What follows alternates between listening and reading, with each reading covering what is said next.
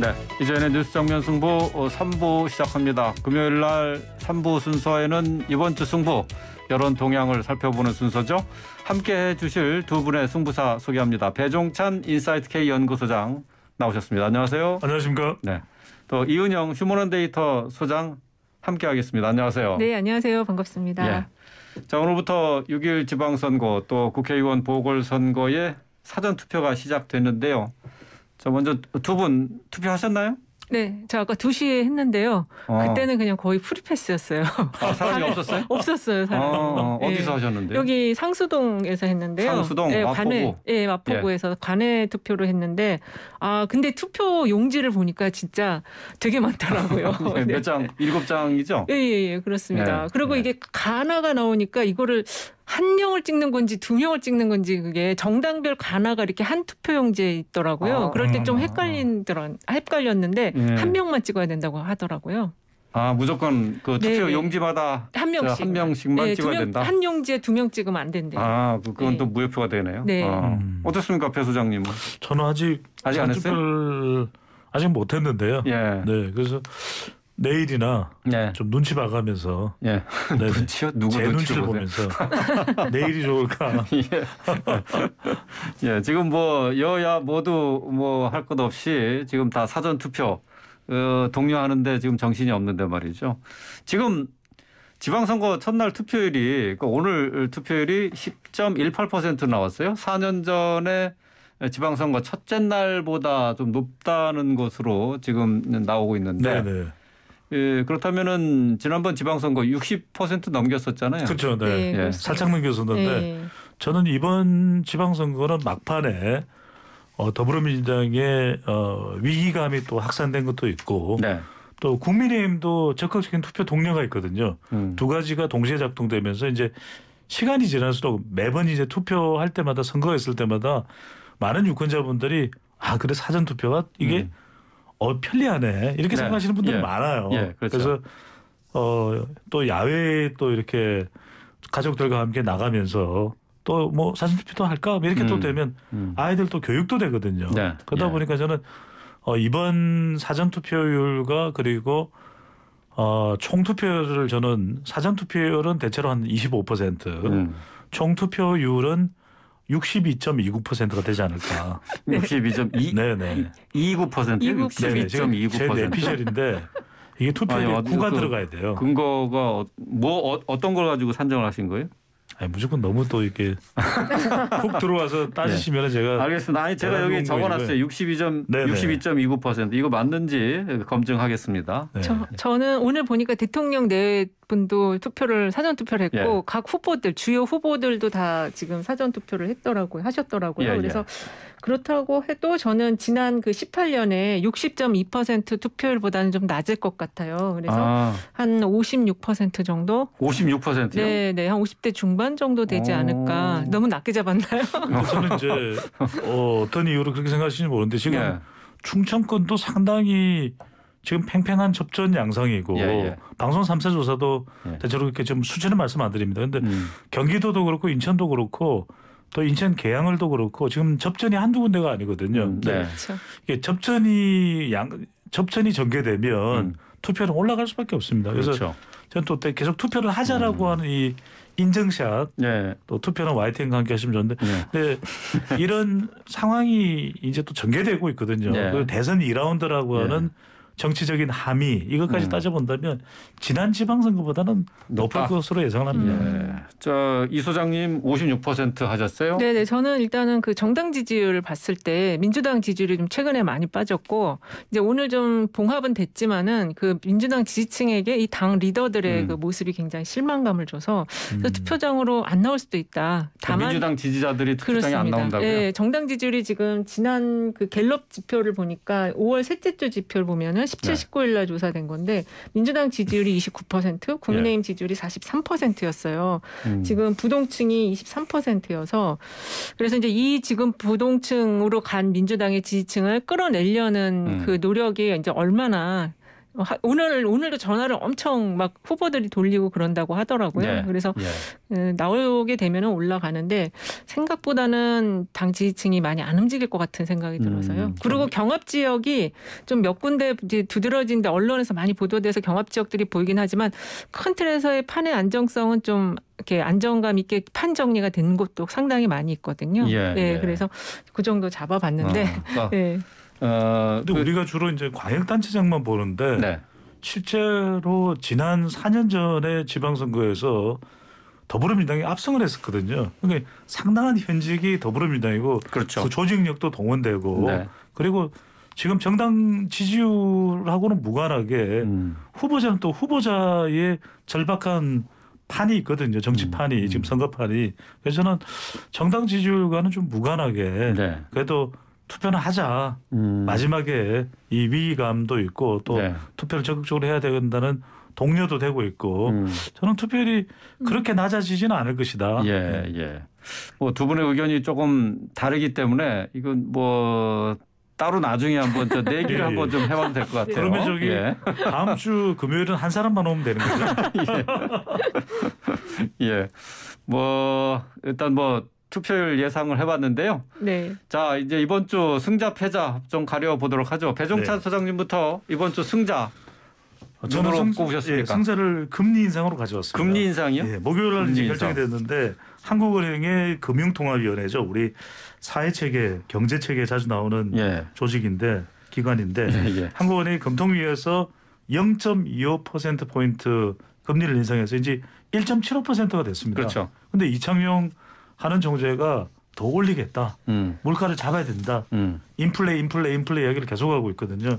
그래서 저는 이게 성자라는 게 참 역설적입니다. 금리는 계속 올라가니까 수치는 올라가고 또 은행권에서는 금융권에서는 그래 금리 올라가 그러면 이게 예대차 마진으로 은행의 수익은 이윤은 계속 올라가고 있거든요. 그래서 지금 돈 버는 거는 은행밖에 없다 이런 이야기도 합니다. 그러니까 그런데 정작 소비자들은 어떨까? 또 전세 연끌 월세 대출 받은 사람들은 어떻게 되나 집 산 사람들은. 그래서 말 그대로 지금 마른 금리가 제가 성자라는 표현을 썼지만 역설적으로는 그만큼 지금 타격받고 있는 것은 우리 국민이고 민생이고 소비자라는 생각이 듭니다. 금리 인상이 이번 주 승자다. 또 승자를 하나 더 선정하셨다고요? 네네. 저는 박지원 민주당 공동 비대위원장을 승자로 했는데 이것도 마찬가지로 뭐 큰 승리를 해서 승자라기보다는 정치인은 역시 또 어쨌거나 정치권에 있는 인물은 존재감이거든요. 그러니까 지금 민주당에서는 비판이 쏟아지고 있습니다. 아니 뭐야 왜 그래? 그러니까. 선거 앞두고 어떡하란 말이야. 현장에 나가 있는 후보자들은 지금 뭐 난립니다. 그런데도 불구하고 어쨌거나 박지원 비대위원장이 어떤 정치적 역할을 할까 존재감이 있을까 했는데 비판은 받습니다. 물론 이제 지지층 내부로부터는. 하지만 그럼에도 불구하고 전체 국민의 나 박지원 비대위원장이야 하는 존재감은 부각시킨 거 아닌가라는 생각입니다. 그러니까 뭐 정치인으로서 존재감 뿜뿜 이 차원에서 그 그렇죠. 승자라는 얘기죠. 이건 뭐죠?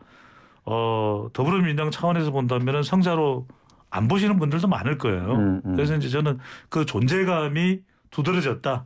이제 박지원 위원장을 그 누구도 함부로 하기가 쉽지 않다. 이런 차원에서 선정을 해봤습니다. 근데 오늘 다시 사과를 했잖아요. 맞습니다. 사과를 했죠. 이거 좀 베끼는 거 아니에요? 어떻습니까? 거의 그 내용을 보니까 그 수준이고요. 그리고 굉장히 장문의 글을 썼는데 어쨌든 저는 이제 이따가도 말씀드리겠지만 이 선거와 정치를 모르는 그 비대위원장을 임명을 했다라는 것 자체가 일단은 이 문제를 야기시켰던 뭐 근본적인 원인인 것 같고 사실 이 당 안에 보면은 같은 20대여도 선거 경험을 이제 바닥에서부터 막 하고 있는 젊은 또 친구들이 많이 있거든요. 그런 사람은 다 뿌리치고 선거가는 당 밖의 인물을 꽃가마를 태워서 데려와가지고 이 분란을 일으켰다는 거에 대해서는 누가 책임을 져야 되는지 그 인선을 한 사람을 꼭 찾아내야 될 것 같아요. 그러니까 지금 뭐 정치인으로서 존재감은 살렸을지 모르지만 어쨌든 미숙함을 보였다 그렇게 생각하시는 거예요? 그렇습니다. 그리고 이분이 정치를 지금 하려고 하는지 정확히 모르겠어요. 정치를 하려고 하더라 마음을 먹었다고 하더라도 이런 식의 방식으로 위에서부터 그 이렇게 영입이 돼가지고 오는 방식 원칙 더군다나 지금 자기가 경험한 거에 비해서 너무 큰 자리를 지금 맡았거든요. 네. 그러니까 이게 가르치면서 할 수 없는 자리를 본인이 선뜻 수용을 한 것도 저는 좀 본인의 어떤 의사결정에 있어서도 좀 실패가 있었다고 보고 있습니다. 정치를 계속 할까 잘 모르겠다고요? 정치를 계속 하겠죠. 그렇게 말은 하겠지만 실제 이제 현장에 들어가 보면 지금 아직 나이가 젊기 때문에 현장에 들어가 보면 여러 가지 많은 생각들 또 할 거예요.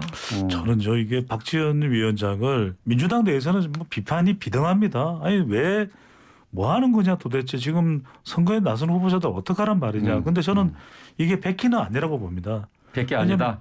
20대의 비대위원장이 감당하기에는 지금 너무 힘든 상황일 거예요.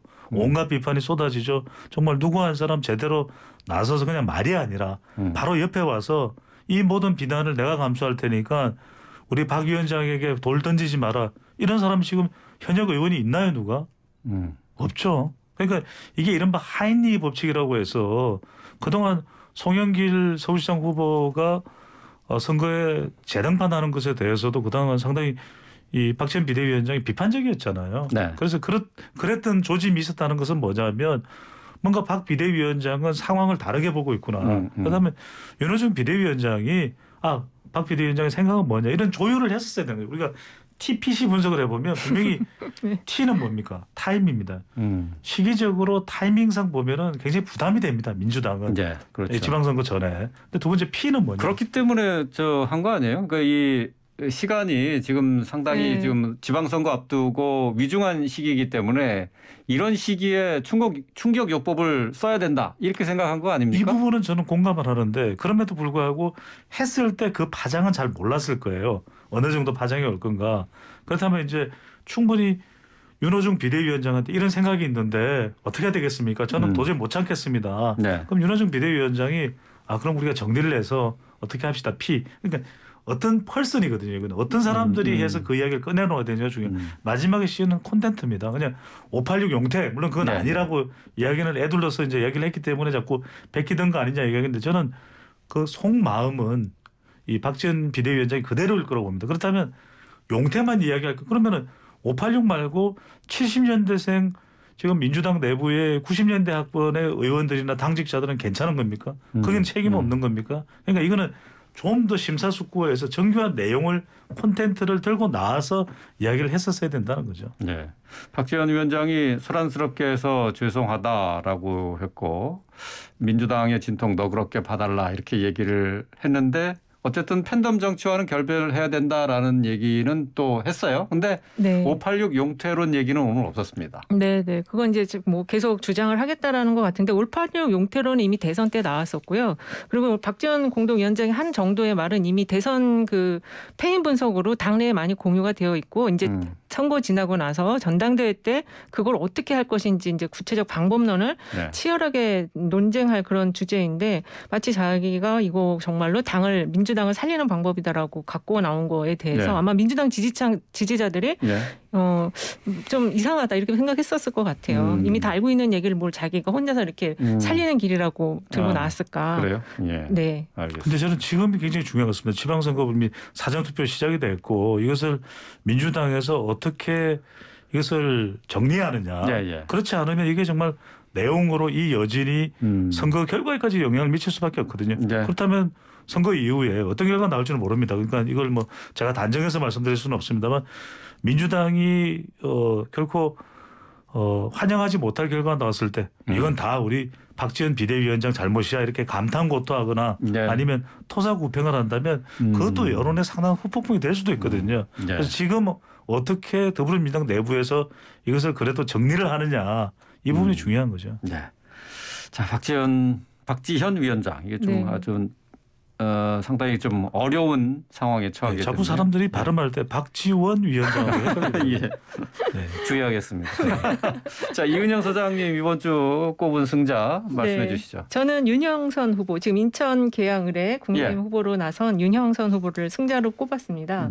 사실 지금 박지원 공동비대위원장 이야기와 연결해서 해보면은 윤형선 후보를 제가 왜 꼽았는지 더 설명이 잘 될 것 같은데요. 그 최근 여론조사상에서 보면은 이 윤영선 후보가 이재명 후보를 오차범위 내에서 이기는 조사도 있고 또 약간 오차범위 내에서 지는 조사도 있는데 이런 결과가 나올 거라고 아무도 예측을 못했거든요. 개항을은 민주당의 텃밭이기 때문에 대권 후보를 지낸 대선 후보를 지낸 이재명 후보가 가볍게 이길 것이다라고 봤는데 실제 지금 그렇지 않은 조사 결과들이 계속 나오고 있고 결국 이 지역은 뚜껑을 열어봐야지 알 수 있다 이렇게까지 나온 거에는 이 윤영선 후보가 지역에서 그 자신의 모든 것들을 다 지역에 걸고서 여기서 모든 것들을 승부를 걸은 그 시간이 있었다.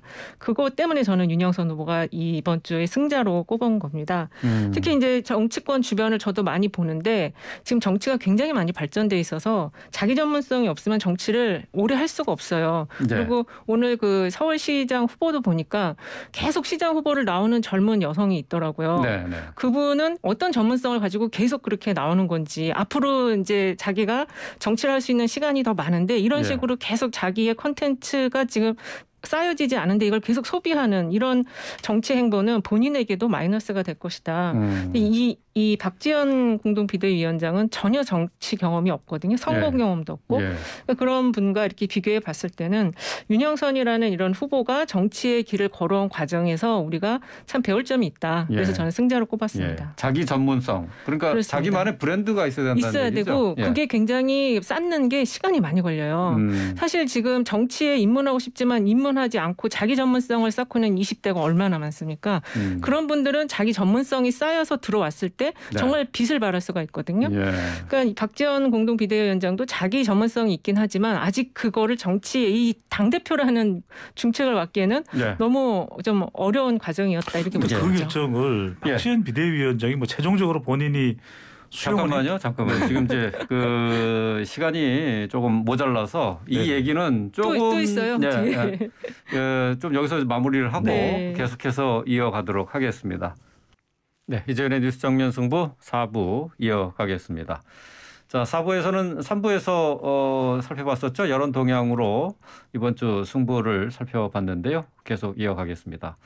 배종찬 인사이트 K 연구소장, 이은영 휴먼앤데이터 소장과 계속하겠습니다. 자, 이번에는 이번 주 패자를 좀 살펴보도록 하죠. 승자 배종찬 소장부터 했으니까 이번엔 이은영 소장님부터 패자. 저는 패자를 더불어민주당 비대위 전체를 뽑았습니다. 사실 이게 비대위가 구성될 때부터 그 당내에 이제 많은 지지자들이 그 비대위가 명분이 없다, 교체하라는 요구를 계속 했었거든요. 그리고 지금 상황에서 이제 투표가 시작이 됐는데 사실 비대위원으로 구성됐을 때 그 사람들이 다 어디 갔는지 보이지가 않고 박지원 공동 비대위원장만 남아서 책임을 지금 독박을 쓰게 생겼어요. 비대위 구성할 때는 분명히 국회의원도 있었고 외부 인사들도 있었는데 다 어디 갔는지 지금 사라졌거든요.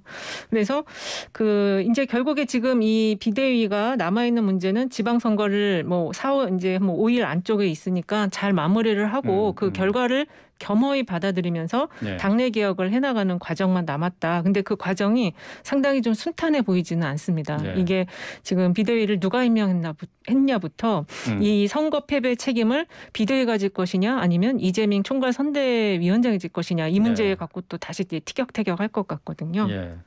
근데 지방선거 들어가면은 비대위가 문제가 아니라 선대위가 책임져야 되는 거 아니에요? 그게 선대위가 구성이 안 됐어요. 그냥 비대위 체제로 지금 계속 가고 있고 선대위가 구성은 됐지만 그 역할이 비대위에 가려져 있었거든요.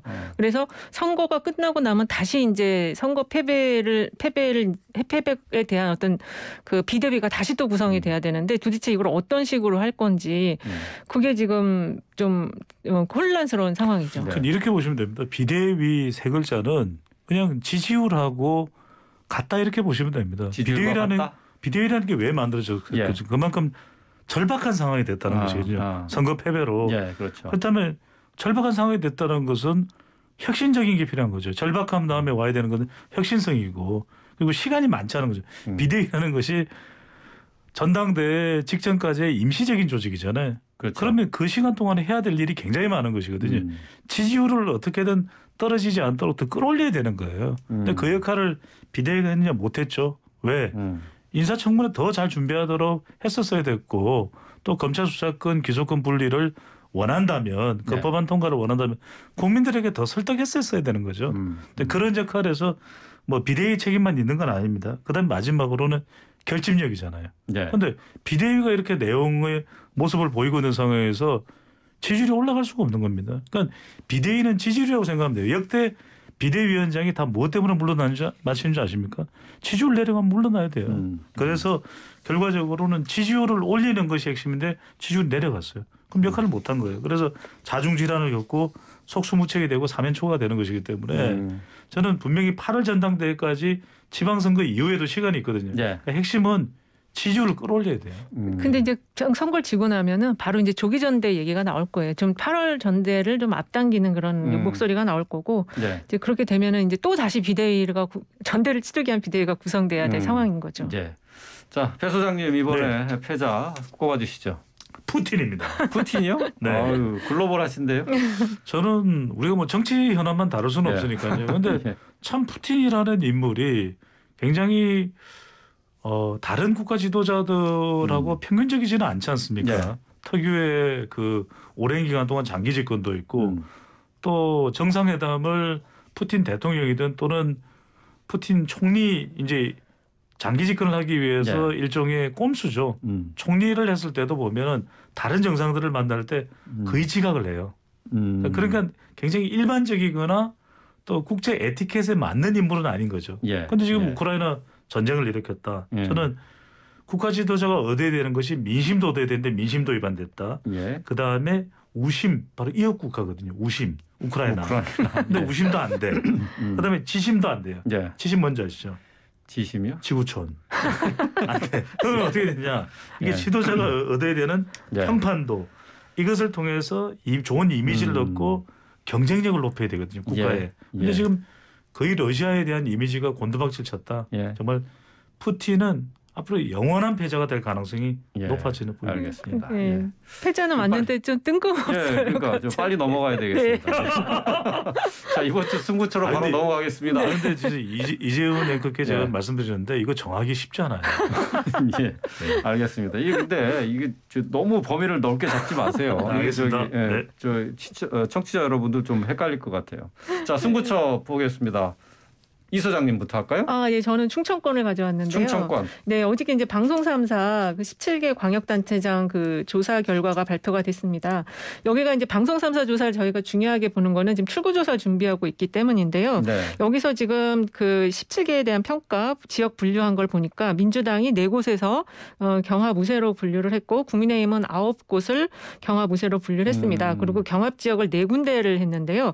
이 4군데 안에 충청권이 대전, 세종이 들어가 있어요. 그래서 여기 2곳에서 만약에 민주당이 이긴다면 지금 4곳 분류한 거에다가 2곳을 더해지면 6개. 그리고 이제 인천, 경기에서 1곳을 만약에 민주당이 가져가면 선방한 지방선거가 되거든요. 지지 않은 졌다고 말하기 좀 애매한 지방선거 결과가 되는 거라서 충청권을 가져왔고 지금 이 방송 3사 조사에서는 충남을 그러니까 경합 열세 지역으로 분류를 했는데 최근에 이제 충남 지역 여론조사 그 지역에서 행한 또 여론조사들을 보면 그 양승주 후보가 또 앞서는 그런 결과들도 나오고 있어서 지금 충남권까지 경합 지역으로 분류해서 5개 지역이 이번 지방선거에 최종 판가름을 낼 것으로 좀 보여져서 여기를 가져왔습니다. 17곳 중에서 4곳이 되거든요. 그러니까 항상 우리가 충청권 표심을 알기 어렵다 그랬는데 이렇게 또 현직이 충북을 제외하고는 충북은 지금 노영민 전 대통령 비서실장이 출마하니까 나머지 세종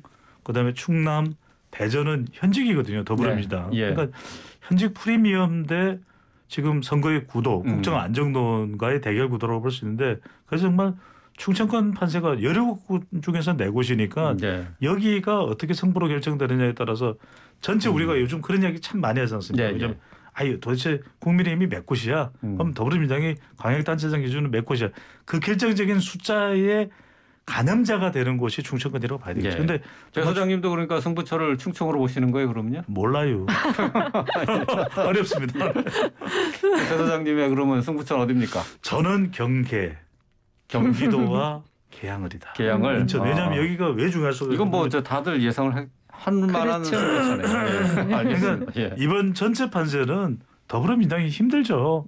뭐 여러 가지 악재도 있고 또 선거는 구도가 제일 중요한데 국정 안정 임기 워낙 초반이니까 임기 초반에 또 국정 안정 쪽에 힘이 실렸는데 그래도 저는 이번 선거에서 가장 중요한 건 개인적으로 봤을 때 대선 후보였던 이재명 후보의 정치적 운명을 결정할 인천 계양을이 중요하다. 승부처죠. 왜냐하면 이 결과 딱 발표됐을 때 출구조사 결과가 또 보궐선거 지역도 하는지는 모르겠는데 이게 발표되면 상당히 놀라운 그런 반응이 나올 수밖에 없고 경기도는 17개 광역단체장 몇 곳 이기고 이 숫자가 중요한 것보다는 경기도를 누가 가져왔냐. 경기도를 이기면 다 이기는 것이고 경기도를 지면 다 지는 것이다. 그래서 경기도가 중요합니다. 자, 이거 저 두 분 여론조사 전문가니까 제가 빨리 요거 좀 한번 궁금해서 여쭤볼게요. 지금 인천 계양을 경기도 승부처라고 짚어주셨는데 이재명 후보 같은 경우 여론조사 다 틀린다. 또 송영길 서울시장 후보도 그 유세장에서 여러분 이거 안 믿죠? 이렇게 얘기했단 말이죠. 이거 저 여론조사 신뢰도 이거 어떻게 봐야 됩니까? 일단은 이제 지방선거가 사실은 맞추기가 좀 어려운 선거예요. 그래서 정확도를 높이기 어려운 게 일단 워낙 소지역으로 다 쪼개지다 보니까 맞추기가 어려워서 매번 좀 틀리는 경우가 좀 나왔던 게 지방선거거든요. 근데 지금 그 송영길 대표나 이재명 후보가 이제 여론조사 틀리지 않냐 이렇게 얘기한 거는 지지층에서 이 지금 계양을의 결과를 받아들이지 못하니까 일단 그거에 대해서 좀 어떤 그 안심을 시키기 위한 어떤 발언으로 그런 이야기를 한 것 같고 사실 최근에는 이 여론조사 정확도를 높이기 위해서 가상번호를 쓰는 조사를 많이 하고 있습니다. 그래서 정확도는 이전에 비해서는 좀 많이 올라갔다. 그리고 그래서 이제 방송 3사 조사를 우리가 좀 보는 게 다 가상번호를 가지고 조사를 하기 때문에 그걸 좀 중요하게 보는 거였거든요. 선거 여론조사가 투표 결과가 똑같을 수는 없습니다. 그냥 말 그대로 선거 여론조사 실시하는 그 시점에 말씀하신 것처럼 지방선거는 조금 예측이 어렵다 이런 측면이 분명히 있는 거죠. 아니 근데 이게 선거 여론조사가 예측하는 조사는 아니거든요. 선거 예측은 또 다른 기법이 동원돼야 되는데 그래요? 저는 제발 이제 선거 여론조사로 시비 걸지 말았으면 좋겠어요. 30년 동안 분석하면서 한결같아. 그러니까 선거 투표 그 다음 날 뭐라고 나오는지 압니까? 이 신문 일면이 우리 또 틀렸다. YTN 첫 화면이 선거 여론조사 또 틀려. 그러니까 근데 저는 2018년에 그때 자유한국당 대표가 지금 홍준표 지금 대구시장 후보거든요. 그때도 뭐라고 했냐. 아이고 여론조사 못 믿어요. 그런데 여론조사 그대로 나왔잖아요. 그래도 그랬나요? 그렇죠. 그랬어요. 그리고 그러니까. 또 홍준표 후보는 자기가 안 좋을 때는 못 믿는다 그러고 잘 나올 땐 또 아무 얘기 안 하시고 인용하시고 이렇게 페이스북에 올리시고. 그러니까 자기 자신한테 자기 당에 유리하면은 뭐 여론조사 맞다고 하는 거고 불리하면 그러니까 여론조사는 잘 참고하시고 최선을 다해 뭐 참고 사항이긴 한데 뛰시면 됩니다. 그렇습니다. 알겠습니다. 우리 방송 많이 들으시고요.